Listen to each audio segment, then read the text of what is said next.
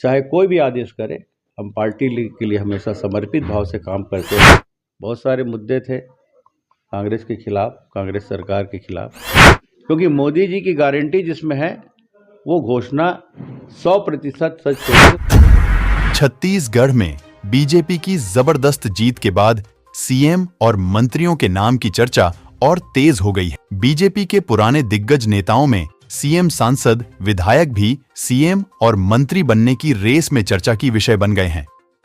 इस दौरान 5 से अधिक नाम चर्चा में हैं, जिससे पूर्व मुख्यमंत्री डॉक्टर रमन सिंह, सांसद विजय बघेल, पूर्व प्रदेश अध्यक्ष विष्णुदेव साय, केंद्रीय राज्य मंत्री रेणुका सिंह, प्रदेश अध्यक्ष अरुण साव, राष्ट्रीय उपाध्यक्ष सरोज पांडे के भी नाम आगे चल रहे हैं। इस दौरान सांसद विजय बघेल ने क्या संकेत दिए, देखिए। छत्तीसगढ़ में सरकार बन गई है भारतीय जनता पार्टी के, आप संयोजक भी रहे घोषणा पत्र समिति के। घोषणा पत्र का असर जनता में दिखा और जनता ने विश्वास किया भारतीय जनता पार्टी पर। कितना इसे देखते हैं इसको? मैं तो छत्तीसगढ़ के जनता जनार्दन को नमन करता हूं, प्रणाम करता हूं और भारतीय जनता पार्टी के ऊपर विश्वास जताया उसके लिए बहुत बहुत धन्यवाद देता हूं, उनका आभार व्यक्त करता हूं। निश्चित रूप से इस बार बहुत सारे मुद्दे थे कांग्रेस के खिलाफ, कांग्रेस सरकार के खिलाफ, लेकिन घोषणा पत्र भी लोगों के मन में था और उसको लेके बड़ी आतुरता थी लोगों के मन में, और बहुत मेहनत करके राष्ट्रीय नेताओं से राम मशविरा करके, हमारे प्रदेश के नेताओं से राय मशविरा करके ये घोषणा पत्र को हम सब ने मिलकर बनाया था।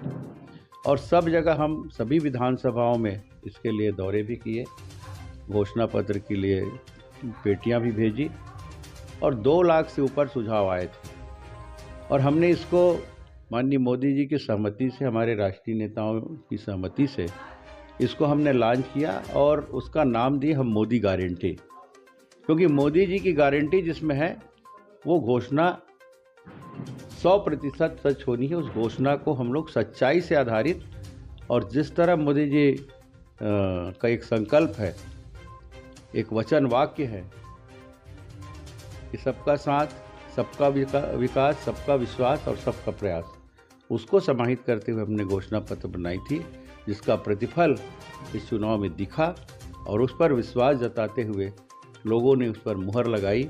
और आज जिस बात के लिए मैं हमेशा कहता था, हमारे नेतागण भी कहते थे कि पूर्ण बहुमत के साथ भारतीय जनता पार्टी की सरकार आएगी। सारे एग्जिट पोल फेल हो जाएंगे, ठीक है, एग्जिट पोल कि उनके क्या आंकलन होंगे, लेकिन धरातल में स्थिति है और वो बात सत्य हुई आज।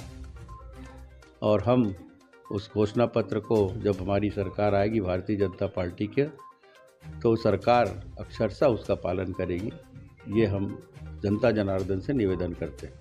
अभी जिस तरह से विजय बघेल अपनी सीट नहीं बचा पाया, मुख्यमंत्री भूपेश बघेल वहां पर दिग्गज नेता थे, 19,000 से वोटों से आपकी हार हुई है।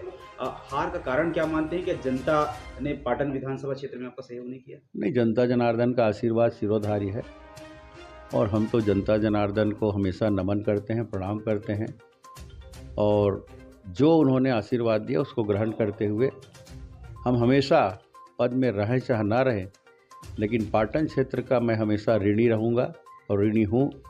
पूरे दुर्ग लोकसभा की जनता का मैं हमेशा ऋणी रहूँगा और ऋणी हूँ, और उनके हर सुख दुख में हमेशा साथ रहूँगा, हर परेशानी में मैं साथ रहूँगा। मैं यही संकल्प अपने जीवन में उनके लिए लेता हूँ। पाटन विधानसभा से होने के बाद आपको जिम्मेदारी दी गई, विधानसभा चुनाव लड़ाया गया, ये घोषणा पत्र संयोजक बनाया गया, जो जिम्मेदारी दी गई उसको आपने ईमानदारी से निभाया। अब जो नई जिम्मेदारी, कुछ अगर पार्टी आपके बारे में विचार करती तो उसको भी निभाएंगे निश्चित तौर पर। पार्टी हमारी माँ है, पार्टी के नेतागण हमारे लिए आदरणीय हैं और उनका हर आदेश का पालन करना हमारा कर्तव्य है। चाहे कोई भी आदेश करे, हम पार्टी के लिए हमेशा समर्पित भाव से काम करते रहेंगे, उसमें कोई महत्वाकांक्षा नहीं रहेगी और बिना महत्वाकांक्षी के हम सदा पार्टी की सेवा करेंगे।